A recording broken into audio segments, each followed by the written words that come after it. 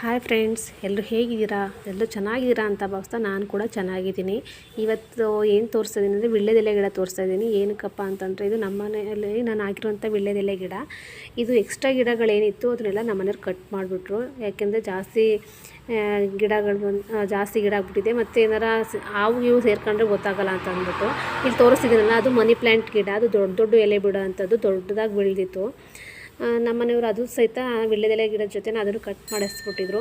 ಮತ್ತು ನನಗೆ ಬೇಜಾರಾಯಿತು, ಮನಿ ಪ್ಲ್ಯಾಂಟ್ ಗಿಡನೂ ತೆಗ್ದಿಸ್ಬಿಟ್ಟಿದ್ರಲ್ಲ ಅಂತ ಅಂದ್ಬಿಟ್ಟು ಮತ್ತು ನೀರು ಹಾಕೋಕ್ಕೆ ಹೋದಾಗ ಇದು ಒಂದೇ ಒಂದು ಎಲೆ ಇತ್ತು, ಅದು ಕಾಣಿಸ್ತು ಮನಿ ಪ್ಲ್ಯಾಂಟು. ನಾನು ಅಂದ್ಕೊಂಡೆ ಬೆಳಿಬೇಕು ಅನ್ನೋ ಛಲ ತಾಕತ್ತು ನಮ್ಮಲ್ಲಿದ್ದರೆ ತಡೆಯೋ ತಾಕತ್ತು ಯಾರ ಕೈಲೂ ಸಾಧ್ಯ ಇಲ್ಲ. ಮತ್ತು ಒಂದು ಹುಲ್ಕಡ್ಡಿ ಸಹಿತ ಭೂಮಿ ಮೇಲೆ ಒಂದು ಹುಲ್ಕಡ್ಡಿ ಸಹಿತ ಅಲ್ಗಾಡಬೇಕು ಅಂದರೆ ಭಗವಂತನ ದಯೆ ಇರಬೇಕು.